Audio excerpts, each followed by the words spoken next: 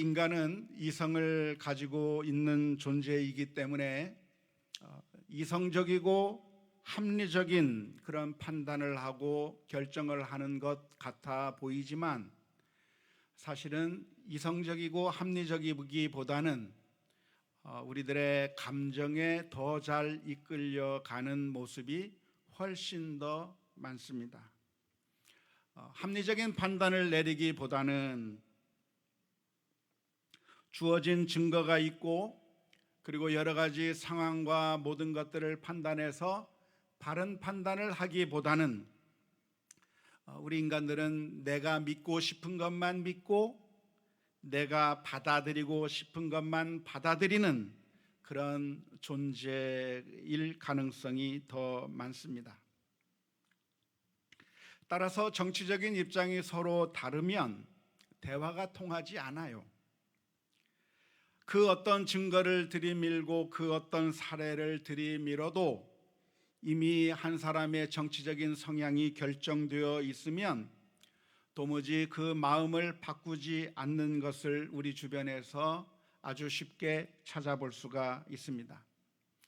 내년이면 새로운 대통령을 뽑게 되기 때문에 지금 한창 대통령 선거를 위한 일들이 진행되고 있는데 상대 후보를 향해서 네거티브 공세를 해야 되는데 그것이 많은 사실을 포함하고 있다고 할지라도 거의 효과를 보지 못하는 이유가 있다면 그것은 이미 사람들이 그 후보를 좋아하기로 마음 먹은 이상 그 어떤 네거티브도 귀에 들어오지 않는 것입니다. 내가 믿고 싶은 것만 믿고 내가 보고 싶은 것만 보는 것이 우리 인간들의 어쩔 수 없는 한계일 수밖에 없기 때문에 그렇습니다. 이제 조금 있으면 추석이 다가오는데요. 추석이 되어서 오랜만에 온 가족이 함께 모인다고 한다면 괜히 쓸데없는 논쟁적인 이야기를 꺼내기보다는 서로 격려하고 그리고 우리의 가족이 되었다고 하는 그 사실에 감사하고 그리고 너무 고맙다고 그런 표현들을 하면서 행복한 시간을 갖는 것이 훨씬 더 현명한 일이라고 생각을 합니다. 그런데 정치 문제뿐만이 아니라 신앙의 문제에 있어서도 역시 마찬가지입니다. 사람들은 자기가 믿고 싶은 것만을 믿고 자기가 보고 싶은 것만을 보기 때문에 아무리 확실한 증거를 내놓는다고 할지라도 그런 증거들이 아무런 효력이 없습니다. 도무지 믿으려 하지 않기 때문에 그렇습니다. 오늘 우리가 읽은 말씀은 초대교회 시절에 있었던 한 이야기를 기록하고 있는데요. 예수님께서 부활하시고 승천하신 이후에 초대교회 성도들 사이에서는 어마어마한 기적들이 많이 일어났습니다. 성령의 역사가 정말 활발하게 일어났던 것을 우리는 사도행전을 통해서 알 수가 있습니다. 복음을 전하는 가운데 엄청난 기적들이 일어나게 되었는데요. 그 가운데 하나가 무엇이냐면 단 한 번도 걸어보지 못했던 사람이 베드로가 말하기를 은과 금은 내게 없거니와 내게 있는 것으로 내게 명하노니 예수의 이름으로 일어나 걸어라 라고 선포할 때에 그 사람이 일어나게 되고 걷게 되고 뛰게 되었다고 하는 놀라운 기적입니다. 그 순간에 수많은 사람들이 깜짝 놀랐습니다. 그 주변에 있던 사람들이 정말 이게 무슨 일인가 하면서 많은 사람들이 몰려들기 시작했습니다. 근데 그렇게 뛰어나서 걷고 뛰는 그 사람이 지금까지 평생 그 성전 앞에서 구걸하던 그 사람이었다고 하는 사실을 알게 되고 모든 사람들이 깜짝 놀라게 되었고 베드로가 전하는 그 메시지에 모든 사람들이 귀를 기울이기 시작했습니다. 예수님에 대한 소리를 듣게 되었고 예수님이 어떠한 분이시고 우리를 위해서 십자가를 지셨으나 부활하셨다고 하는 그 엄청난 놀라운 이야기를 받아들이며 수많은 사람들이 예수 그리스도를 영접하는 그런 놀라운 기적이 사도행전의 말씀 가운데 기록되어 있습니다. 그런데 그런 엄청난 기적을 친히 보았으면서도 전혀 꿈쩍도 하지 않은 사람들이 있었습니다. 그 사람들은 바로 예루살렘에서 있었던 관리들이고 장로들이고 또한 서기관들이었습니다. 이들은 자신들의 눈앞에서 벌어지는 일들을 보지 않은 게 아닙니다. 한 번도 보지도 못한 상태에서 나 그것을 못 믿겠다 한 것이 아니라 자신들의 눈에서 기적이 일어나고 있는 것을 직접 눈으로 확인했습니다.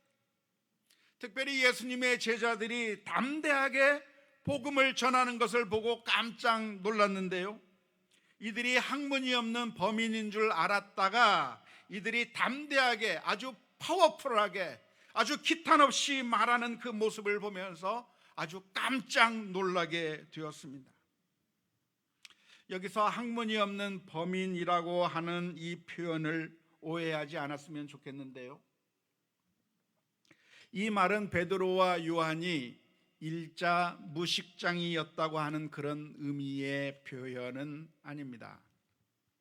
우리는 흔히 생각하기를 베드로나 요한 이런 사람들이 어부 출신이기 때문에 무슨 공부를 했겠나, 그저 고기를 잡느라고 잔뼈가 굵은 사람들이었을 뿐 학문하고는 전혀 관계가 없는 일자 무식쟁이였을 거라고 그렇게 쉽게 선입견을 가지는 경향들이 있습니다. 그런데 사실 어부라고 하는 사실만으로는 그들이 학문이 없는 일자 무식장이라고 하는 것을 증명하지는 않습니다.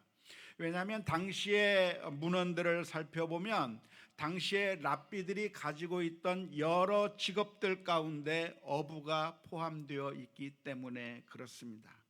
당시 랍비들은 다양한 직업을 가지고 있었는데요, 그 직업들 가운데는 목수라고 하는 직업을 가지고 있던 랍비도 있었고, 천막을 만드는 직업을 가지는 랍비도 있었고, 어부로서 일을 하던 랍비들도 있었으니까 베드로나 요한이 어부 출신이었다고 하는 이 사실이 그러니까 이 사람들이 일자 무식이었다고 하는 것을 의미하는 것은 아니고, 베드로와 요한이 학문이 없는 범인인 줄 알았다고 하는 것은 유대 지도자들이 가지고 있었던 선입견일 뿐입니다.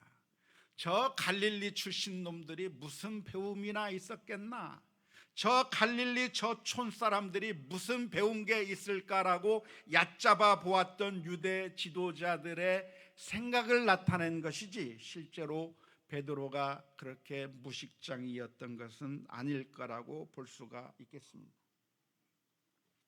아무튼 예수님의 제자들이 복음을 담대하게 전하는 그 모습을 보면서 유대 지도자들은 깜짝 놀랐습니다. 왜냐하면 이렇게 담대하게 복음을 전한다고 하는 것은 그냥 할 수 있는 일이 아니기 때문에 그렇습니다. 담대하게 말할 수 있는 것은 언제 담대하게 말할 수 있죠? 진리가 있을 때는 담대하게 말할 수 있는 겁니다. 확실할 때 담대하게 말할 수 있는 것이죠. 물론 우리 가운데는 사기꾼이 있어서 거짓말도 가짜도 담대하게 말할 수 있는 특별한 재능을 가진 사람들이 있을 수는 있습니다. 하지만 대부분의 경우는 언제 확실하게 언제 담대하게 말할 수 있는가, 정말 내가 목격하고 정말 그것이 참되고 정말 진리일 때 담대하게 말할 수 있는 것이죠. 저는 종종 말을 하다가 제 아내가 한번 질문을 던지면 꼬리를 살짝 내립니다. 어떤 경우에 꼬리를 내리냐면 제가 확실하지 않을 때는 꼬리를 내리는 거죠. 이렇대 저렇대 하면서 얘기를 하게 되면 제 아내가 묻습니다. 그거 확실한 거야? 라고 딱 물으면 제가 생각하기에 확실하지 않거든요. 제가 어디서 들었던 이야기거든요. 확실하지 않으니까 그 순간에 아니 이건 확실한 건 아닌데 하면서 말꼬리를 내릴 수밖에 없는 거죠. 하지만 정말 확실한 거라고 한다면 담대하게 이야기할 수 있는 것이죠. 지금 베드로와 요한은 담대하게 복음을 전하고 있습니다. 특별히 시퍼런 그 서슬퍼런 눈을 가지고 바라보고 있는 그 관리들 앞에서 여차하면 죽여버릴 수 있는, 여차하면 그들의 목숨을 끊어버릴 수 있는 그런 위협적인 존재들 앞에서 예수님을 소개하고 예수님에 대해서 이야기할 수 있는 것은 그들이 예수님의 죽음과 부활을 목격했고 그리고 승천하는 것을 목격했을 뿐만 아니라 이렇게 걷지도 못했던 사람들이 일어나게 되고 걷게 되는 그런 엄청난 기적을 실제로 보았기 때문에 담대하게 이야기할 수 있었던 것이고, 그것을 바라보면서 유대 지도자들은 깜짝 놀라게 된 것입니다.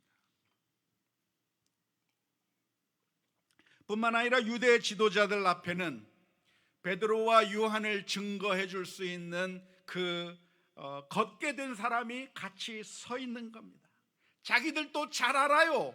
저 사람이 성전문 밖에서 구걸하던 사람이었고 한 번도 걸을 수 없었던 사람이었다고 하는 것을 정확하게 알고 있는데, 그 사람이 걸어서 다니는 것을 보게 되는 것이고, 서 있는 그 모습을 보면서 이 사람들도 말하기를 이것을 우리가 부인할 수 없는지라. 이들 가운데서 기적이 일어난 사실을 우리가 부인할 수 없다고 하는 그 사실을 자기 자신들도 너무나도 확실하게 알았습니다. 만일 이렇게 확실하게 증거가 있다고 한다면 어떻게 하는 것이 바른 반응이라고 할 수가 있겠습니까? 그것은 마음을 돌이켜 예수 그리스도의 복음에 귀를 기울이는 것이 정상인 줄로 믿습니다. 그런데 놀랍게도 이 사람들은 이상한 결론을 내렸습니다. 베드로와 요한으로 하여금 더 이상 민간에 이 사실이 퍼지지 못하도록 압력을 넣는 겁니다. 위협을 하는 겁니다.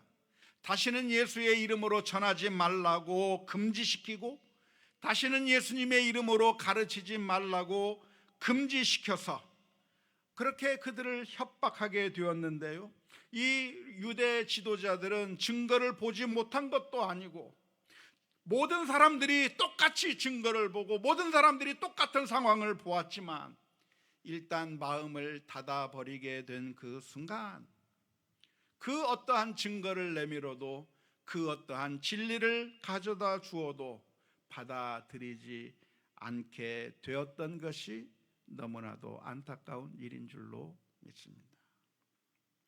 오늘 저와 여러분들이 기도해야 될 기도의 제목이 있다고 한다면 우리가 하나님 앞에 간절하게 기도해야 할 겁니다. 주님, 저희들의 마음을 만져주셔서 진리를 대할 때 그 진리를 받아들일 수 있는 마음을 허락하여 주옵소서.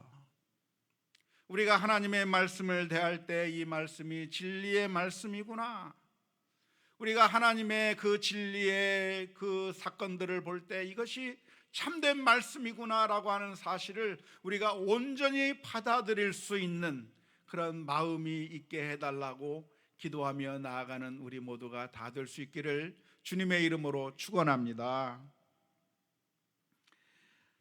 우리는 겸손하게 진리 앞에 서야 하는데요, 그런데 안타깝게도 우리들은 마음이 굳어져 있을 가능성이 굉장히 많습니다.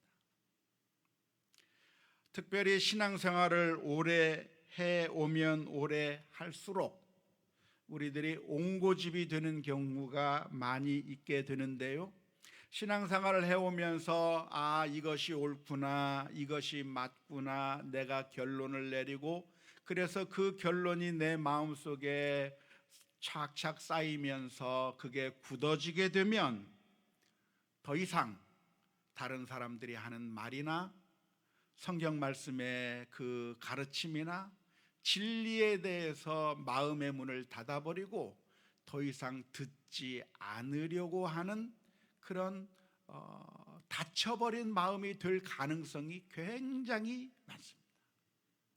우리 성도들이 가지게 되는 그런 아주 큰 위험 가운데 하나인 것이죠. 그래서 우리의 마음에 이미 결론이 나 있어요. 우리의 마음 가운데 내가 믿고 싶은 것이 벌써 결론이 나 있어요. 그래서 아무리 하나님의 말씀을 잘 설명하고 풀어서 가르쳐줘도 그 말씀을 거부해 버리는 겁니다.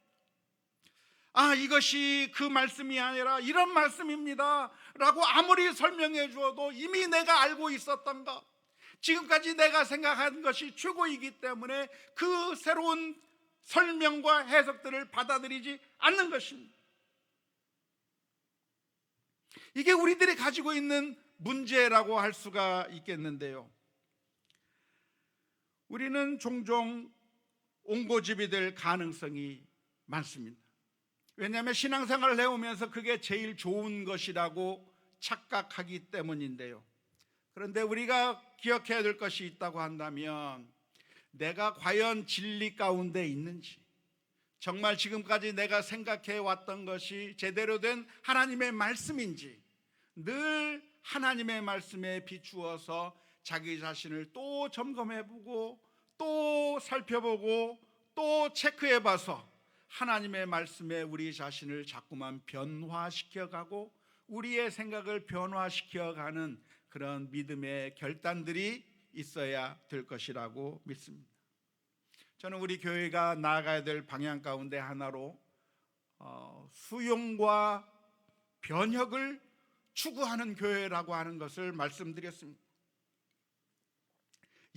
수 비전 교회 할 때 그 수를 수용과 변혁을 추구하는 교회라고 말씀을 드렸는데, 종종 믿음을 지킨다고 하는 것이, 우리의 신앙을 지킨다고 하는 것이 진리를 지키는 것이 아니라, 하나님의 말씀 가운데 바로 서 있는 것을 지키는 것이 아니라 하나님의 말씀을 해석한 그것을 그대로 지키는 게 신앙을 제대로 잘 지키는 거라고 오해할 가능성이 많습니다. 그런데 그렇게 하시면 안 돼요. 늘 우리는 하나님의 말씀에 비추어 보아서 우리가 잘못된 것은 없는지, 우리가 잘못 해석한 것은 없는지, 우리 자신을 늘 하나님의 말씀에 비추어서 또 변경시키고 또 변화시키고 또 변화시켜서 하나님의 말씀에 점점 가까이 가야 하는 과제가 우리 가운데 놓여져 있습니다. 이스라엘 민족 가운데서 이스라엘 민족이 하나님의 말씀을 가지고 신앙생활을 오랫동안 해왔는데요, 이 사람들은 자신들이 생각한 그 개념으로 예수님을 거부해버리고 말았습니다. 자신들이 생각한 장로들의 유전, 장로들의 전통을 가지고 그렇게 신앙생활하는 것이 제대로 된 신앙생활인 줄 알았는데, 사실은 그것이 율법주의로 흘러버린 것이고 제대로 된 성경 해석이 아닌데 그것이 최고인 줄 알고 그것을 밀고 나가다가 결국 예수님께서 그것이 아니라 너희가 어찌하여 장로들의 전통으로, 장로들의 유전으로 하나님의 말씀을 거역하느냐라고 하는 그런 말씀을 듣게 된 것입니다. 10월 마지막 주면 종교개혁주일인데요, 종교개혁을 했던 종교개혁의 선조들은 던졌던 그 모토가 하나 있습니다. 그 모토가 무엇이냐면, 개혁교회는 항상 하나님의 말씀에 근거하여 개혁되어야 한다는 말씀입니다. 제 방 공감홀에 가면 영어 비슷하게 알파벳이 제 벽면 뒤에 써 있는데, 영어는 아니고 뭔가 싶으신 의심이 저게 뭔가 하신 분들이 계실 텐데요, 라틴어입니다. 라틴어를 제가 제 방 뒤에다 썼는데 그 말이 뭐냐면 에클레시아 레포르마타 셈페르 레포르만다 에스트 세쿤둠 베르분 데이라고 하는 말이에요. 개혁교회는, 다시 말하자면 종교개혁에 의해서 만들어진 교회는 왜 빨리 없었어요? 개혁교회는 항상 하나님의 말씀에 근거하여 개혁되고 또 개혁되고 또 개혁되어야 한다. 그게 종교개혁자들이 가지고 있던 모토였어요. 왜냐하면 우리 인간이라고 하는 것이 하나님의 말씀을 완벽하게 이해할 수 있는 방법이 없습니다. 하나님은 우리들의 머리보다도 훨씬 더 크시고 우리의 머리로 이해할 수 없는 너무나도 큰 것이 진리이기 때문에 이 진리의 말씀을 우리들의 머리로 완벽하게 이해한다고 하는 것은 불가능한 것이죠. 우리는 이 성경을 읽을 때 어떻게 읽느냐?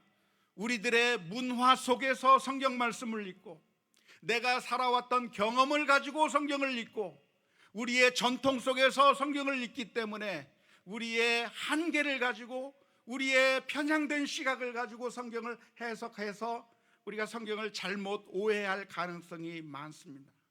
그래서 그것이 진리인 줄 알고 생각했다가, 그런데 진리가 아닐 가능성들이 많이 있기 때문에 종교개혁자들은 항상 하나님의 말씀을 또 연구하고 또 연구해서 그 말씀에 따라 개혁교회가 또 변화되어야 되고 또 변화되고 또 변화되어야 된다고 말씀해 주었는데, 우리가 그렇게 우리의 마음을 겸손하게 내가 이해하고 있는 것이 완벽한 진리가 아니라 우리가 부족하고 하나님의 말씀을 더 깨달아야 되고 진리를 더 깨달아야 된다고 하는 그런 겸손한 마음을 가지고 이 하나님의 말씀에 우리의 모습을 돌이켜 보아야 할 것입니다. 만일 우리가 진리를 거부하게 되면 그것은 우리가 스스로 동굴이라고 하는 감옥 속에 들어가는 것과 같습니다. 플라톤이라고 하는 헬라의 철학자는 동굴의 비유라고 하는 것을 말한 적이 있습니다. 사람들이 동굴 속에 들어가서 그 동굴 속에 비춰지는 그림자를 보고 그게 전부인 줄 안다는 것이죠. 사실 동굴 밖에 실제가 있는데 그 실제를 보지 않고 그저 그림자만 보면서 이게 전부인 줄 착각하고 동굴 속에서 동굴의 우상을 가지고 살아간다고 말을 하고 있는데요, 어쩌면 우리가 내가 마음을 정해버리고 이것이 전부인 거라고 생각하고 우리의 마음을 닫아버리면 하나님의 진리의 말씀을 우리가 받아들일 수가 없는 것이고요, 우리는 진리를 알아가는 것을 두려워하지 않아야 합니다. 왜냐하면 진리는 전부 하나님의 진리인 것이고 그 진리를 알게 될 때 그 진리가 우리를 동굴에서부터 자유롭게 만들 것이기 때문에 그렇습니다. 요한복음 8장 32절을 말씀해 보면 진리를 알지니 진리가 너희를 자유롭게 하리라 라고 말씀하셨어요. 그런데 지금 서기관들과 장로들과 관리들은 지금 진리가 자신들의 눈앞에 있음에도 불구하고 자기들이 가지고 있는 선입견으로, 자기들이 가지고 있던 전통으로 그 모든 것들이 증거가 보여주고 있음에도 불구하고 그것을 전혀 받아들이지 않고 거부했다고 하는 것이 너무나도 안타까운 일입니다. 그런데 오늘 본문의 말씀을 보면 유대 관리들이 베드로와 요한을 향해서 위협을 하고 하나님의 말씀을 더 이상 전하지 말라고, 예수님의 이름으로 전하지 말라고 협박하게 될 때 베드로와 요한이 뭐라고 대답을 했습니까? 19절 20절의 말씀은 이렇게 기록합니다. 베드로와 요한이 대답하여 이르되 하나님 앞에서 너희의 말을 듣는 것이 하나님의 말씀을 듣는 것보다 옳은가 판단하라. 우리는 보고 들은 것을 말하지 아니할 수 없다고 대답하였습니다. 아주 담대한 용기를 가지고 하는 말인데요, 지금 이 사람들의 명령 한마디면 베드로와 요한을 죽일 수도 있었습니다. 죽일 수도 있는 그 권한을 가지고 있는 그 관리들 앞에서 쫄지 않고 담대하게 말한 그 이유가 무엇이겠습니까? 첫 번째는 이들이 직접 진리를 경험했기 때문에 할 수 있는 말일 겁니다. 사기꾼이라고 한다면, 거짓말이라고 한다면 이 목숨의 위협 앞에서는 이렇게 담대할 수가 없는 것이죠. 더 나아가서 이들은 예수님의 말씀을 기억했기 때문일 겁니다. 예수님께서는 마태복음 10장 28절의 말씀에서 이렇게 말씀해 주셨습니다. 몸은 죽여도 영혼은 능히 죽이지 못하는 자들을 두려워하지 말고 오직 몸과 영혼을 능히 지옥에 멸하실 수 있는 일을 두려워하라고 말씀하셨습니다. 지금 관리들이 엄청난 권한을 가지고 죽일 수도 있는 권리를 가지고 있지만, 그런 능력을 가지고 있지만 영혼까지는 어떻게 할 수 없다고 하는 것을 알았기 때문에 믿음을 지킨 겁니다. 위대한 믿음의 선조들은 이러한 사실을 너무나도 분명히 알았습니다. 다니엘의 세 친구들은 왕의 신상 앞에 절하지 아니하면 풀무불 속에 던져 넣겠다고 하는 그런 위협을 당했습니다. 풀무불이 타오른 그 모습을 보면서 그 앞에서 쫄지 않을 사람이 누가 있겠습니까? 그런데 그 순간에 다니엘의 세 친구는 이렇게 대답을 했습니다. 다니엘서 3장 17절 18절의 말씀입니다. 왕이여, 우리가 섬기는 하나님이 계시다면 우리를 맹렬히 타는 풀무불 가운데서도 능히 건져내시겠고 왕의 손에서도 건져내시리이다.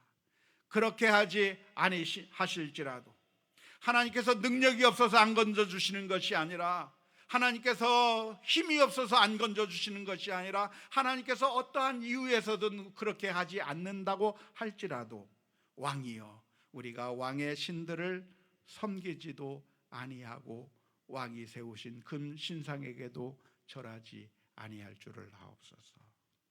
이들은 목숨을 앗아갈 수 있는 능력을 가지고 있지만 영혼까지 멸할 수 없다고 하는 사실을 알기 때문에 담대하게 나아가게 된 줄로 믿습니다. 베드로와 요한은 이 순간에 선택을 해야만 했을 겁니다. 예수님의 이름으로 전하지 말라고 하는 이런 위협 앞에서 그들의 말을 듣고 목숨을 건질 것인가, 아니면 진리를 전하기 위해서 목숨을 그냥 내놓을 것인가, 둘 중에 하나를 선택해야 했을 때 이들은 담대하게 진리를 선택한 줄로 믿습니다. 그런데 여기서 우리가 중요하게 생각해 보아야 할 것이 있습니다. 그것은 무엇이냐면, 이렇게 담대하게 믿음을 가졌던 사람들이 베드로와 요한만이 아니었다고 하는 거예요. 사실 지금 누구도 이렇게 강하고 담대한 입장을 가지고 있는 사람이 누굽니까? 관리들도 마찬가지. 모든 사람들이 다 담대해요. 관리들도 자신들의 입장에서 확실하게 서서 강하게 밀어붙이고 있고, 베드로와 요한도 자신들이 믿는 바에 따라서 강하게 달려가고 있는데, 그런데 정말 중요한 것이 무엇이냐면, 과연 그렇게 우리가 목숨을 걸 정도로 믿고 있는 것이 확실한가 하는 것입니다. 안타깝게도 수많은 사람들이 잘못된 것을 위해서 목숨을 내놓습니다. 이게 진리구나 생각하고 달려가고 있는데 진리가 아닌 것을 위해서 달려가고 있는 것이죠. 예를 들자면 사도 바울이 회심하기 이전에 그는 교회를 핍박하러 다녔습니다. 도시락을 싸들고 다니면서 예수 믿는 사람을 핍박하러 다녔는데, 그 사람이 그렇게 열정을 보인 이유가 무엇이냐면, 자기 자신이 생각하기에 저 크리스천들은 나쁜 놈이라고 생각했기 때문에 그렇게 열정을 가지고 죽이러 다닌 것이. 그 열정이나, 그리고 바울 사도가 회심해서 나중에 복음을 전하러 다닌 그 열정이나 똑같습니다. 그런데 그 차이점이 어디에 있습니까? 예전에 회심하기 이전 바울의 열정은 잘못된 확신 가운데서 열정을 보였던 것이고, 회심한 이후에 바울은 이제는 진리를 깨닫게 되고 예수님을 깨달은 다음에 열정을 가지고 달려갔던 것이죠. 어쩌면 우리들에게 있어서 문제는 열정이 없는 것이 문제가 아닙니다. 어쩌면 많은 사람들이 다 열정들이 있습니다. 어쩌면 자신의 모든 것을 걸 만한 그런 열정들이 있는데, 그런데 문제는 정말 진리를 위해서 열정을 내고 있는가, 아니면 우리들의 마음을 닫아버린 채 진리를 거부하고, 그리고 그 옳지 않은 잘못된 사상을 위해서, 잘못된 것들을 위해서 달려가고 있느냐 하는 차이일 것입니다. 사랑하는 성도 여러분, 우리 모두에게도 똑같은 위협이 존재하고 있습니다. 예전과 같은 위협은 아닙니다. 지금은 종교의 자유가 있고 신앙의 자유가 있기 때문에 지금은 신앙생활하는 것을 누가 협박할 수는 없는 세상에 우리가 살아가고 있습니다. 하지만 아무런 협박이 없는 상황 가운데서 살아가고 있는가? 아니에요. 우리는 매 순간순간마다 결단하면서 살아가야 합니다.